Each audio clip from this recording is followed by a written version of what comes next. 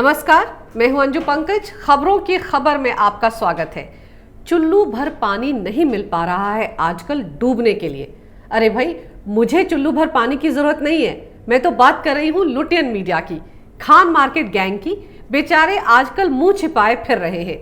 रातों की नींद उड़ गई है, पेमेंट नहीं आ रही है, सब उलट पुलट हो गया। दरअसल ये ऐसी बिरादरी है जो हमेशा ऐसे माहौल की तलाश में रहती है जहां मुसलमानों के खिलाफ जरा सी कोई नेगेटिव बात सामने आ जाए और वो बना दे तिल का ताड़। इस तिल का ताड़ बनाने में ही तो इनकी दुकान चलती है।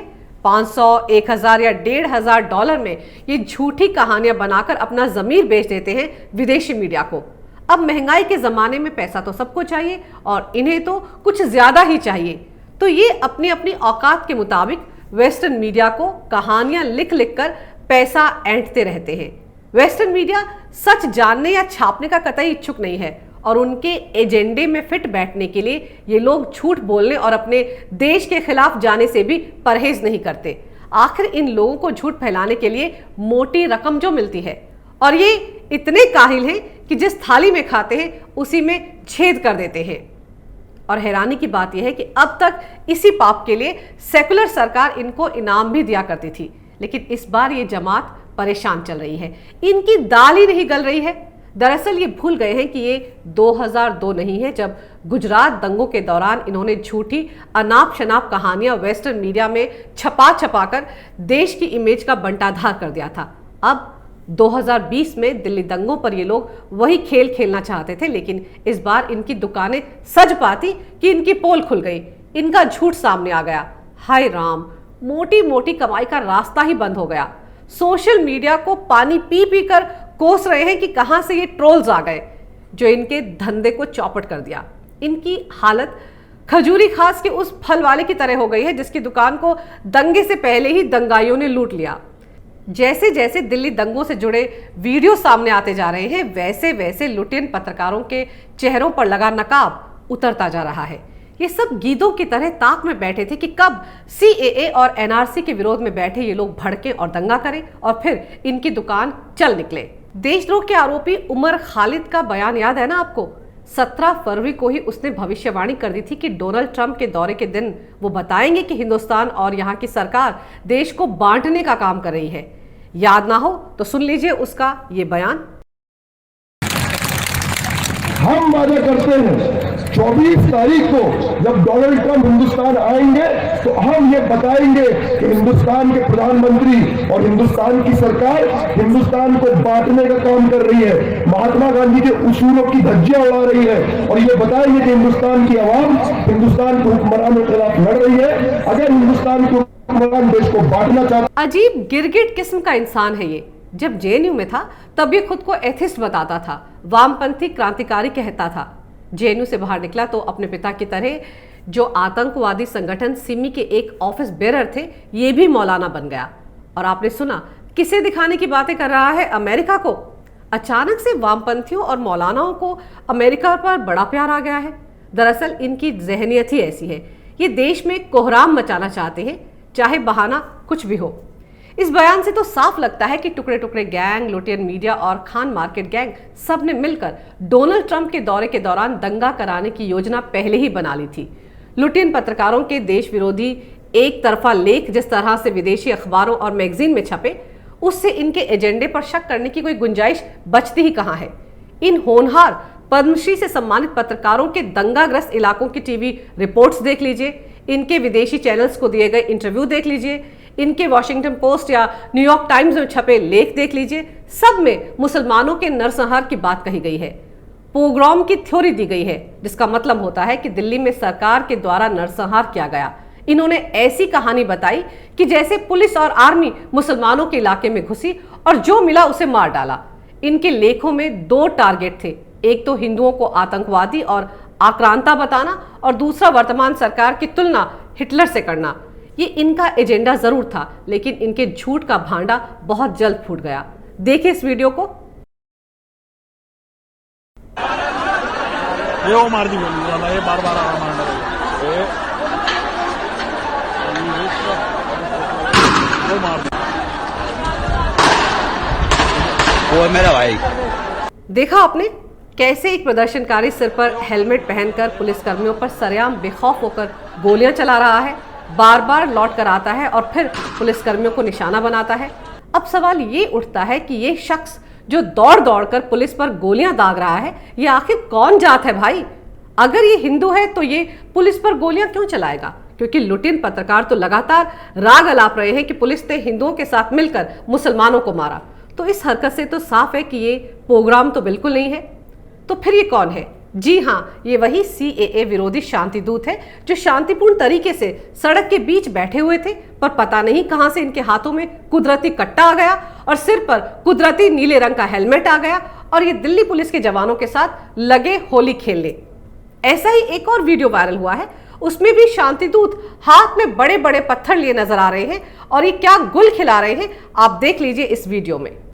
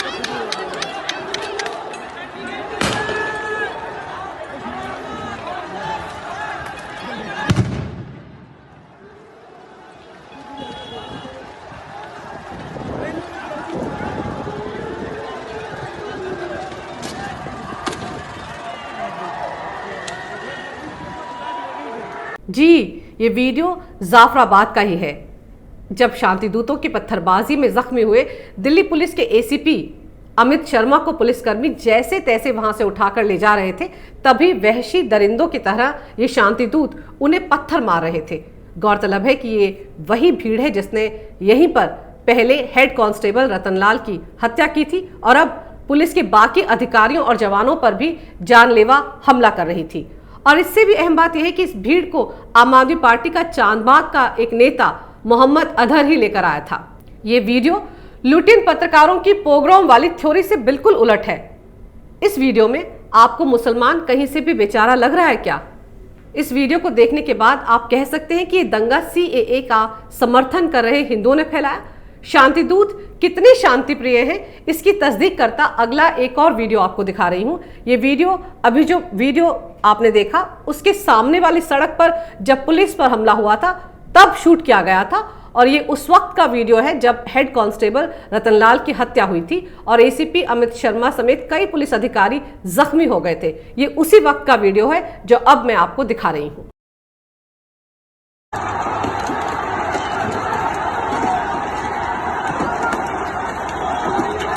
पुलिस वालों की तो बेचारों की दुर्गति होगी।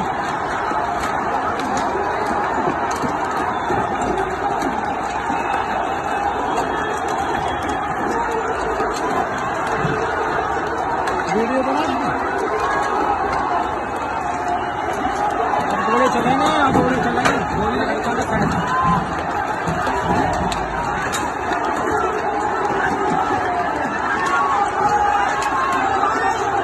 अरे जब पुलिस वाला पकड़ लिया। अरे भगवान है, भगवान तो मजा उठा लो। देखा आपने कैसे इस वीडियो में नकाबपोश महिलाएं भीड़ के साथ हाथों में डंडे लेकर पत्थर फेंककर पुलिस वालों को घेर कर मार रही हैं। पुलिसकर्मी चौतरफा घिर चुके हैं, बचने की कोशिश कर रहे हैं। बताइए, इन हालात में तो पुलिस को अपनी रक्षा के मद्देनजर गोलियां चला देनी चाहिए थी। विदेश में पुलिस पर हमला मतलब सरकार पर हमला होता है, उसकी एवज में पुलिस को गोली चलाने की पूरी आजादी है। लेकिन यहाँ तो दिल्ली पुलिस को गोली चलाना तो दूर, इन पर लाठीचार्ज तक करने की इजाजत नहीं थी। बेचारे ये लोग दंगाइयों की भीड़ में फंस गए, हाथ में हथियार था लेकिन इस्तेमाल तक नहीं कर पाए। ऐसी पुलिस को तो सैल्यूट करना चाहिए जिन्होंने ऐसे मौके पर भी अपना संयम नहीं खोया। और ये मक्कार लुटियन पत्रकार पुलिस पर ही सवाल उठा रहे हैं और दिल्ली दंगों में मुसलमानों के जेनोसाइड की थ्योरी दे रहे हैं। सोशल मीडिया में जब ये वीडियो वायरल हुआ तो इनका झूठ पूरी दुनिया के सामने आ गया। ये तो कुछ नहीं, इनके अरमानों पर रहा सहा पानी तो शाहीन बाग की नानियों, दादियों, चाचियों और मामियों ने फेर दिया है। देश के हर चौराहे पर शाहीन बाग बसाने का सपना देखने वालों के तो दिन ही लद गए हैं। पहले ये वीडियो देख लीजिए।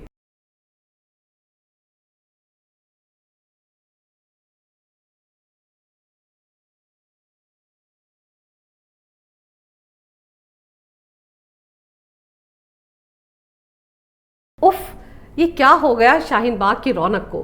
किसकी नजर लग गई? सब कुछ सूना सूना हो गया है। कहाँ चला गया वो स्टेज जहां अनुराग कश्यप ने बिरयानी खाई थी, जहां मणिशंकर अय्यर ने मोदी विरोधी नारे लगाए थे, जहां सुप्रीम कोर्ट के वार्ताकार संजय हेगड़े हाथ जोड़कर धरना जारी रखने को कह रहे थे? कहाँ गया वो आपका विधायक अमानतुल्लाह जिसने इसे अपने राजनीतिक फायदे के लिए बसाया था? सच में कहाँ चली गई वो दादियां और नानियां जो कयामत तक यहीं पर बैठे रहना चाहती थीं? लगता है अब कुदरती बिरयानी मिलना बंद हो गया है और दिहाड़ी भी नहीं मिल रही है। पीएफआई के सारे खाते सील हो चुके हैं, पैसा है ही नहीं आयोजकों के पास, ऑर्गेनाइजर्स ठन ठन गोपाल हो गए हैं। तो ये खेल खुद ब खुद बंद होने की कगार पर जा पहुंचा है। दरअसल शाहीन बाग एक संयोग नहीं, एक प्रयोग ही था। केजरीवाल दिल्ली के चुनाव हर कीमत पर जीतना चाहते थे तो अमानतुल्लाह को भेजकर शाहीन बाग अपने फायदे के लिए बसा दिया। लगे हाथ कांग्रेस, वामपंथी दल, टुकड़े टुकड़े गैंग, खान मार्केट गैंग ने भी अपने अपने फायदे के लिए इसमें गोता लगा लिया। कोई चुनाव जीत गया, किसी की नेतागिरी करने की ख्वाहिश पूरी हो गई, किसी ने शाहीन बाग पर कहानियां लिख लिख कर अपना एजेंडा सेट कर लिया। अब जब सबका फायदा हो चुका है तो बिरयानी बांटने और दिहाड़ी देने की फिक्र किसे है? किसी चिंता है अब तक वहां बैठी शेरनियों की? वारिस पठान ने तो इन्हें शेरनियां बता दिया था, लेकिन वो भूखी तो बैठ नहीं सकती थी। उनको खुराक अब कौन देगा? खुराक बंद, मजमा बंद, तो शेरनियां चली गई अपने अपने घर और सारा खेल खत्म हो गया। मजे की बात यह है कि शाहीन बाग की नानियां और दादियां अपने घर तो चली गईं, लेकिन लुटियन गैंग की दुकान पर भी ताला लगा गई। अब ये टुकड़े टुकड़े गैंग, लुटियन पत्रकार अपनी इज्जत बचाने के लिए मारे मारे फिर रहे हैं।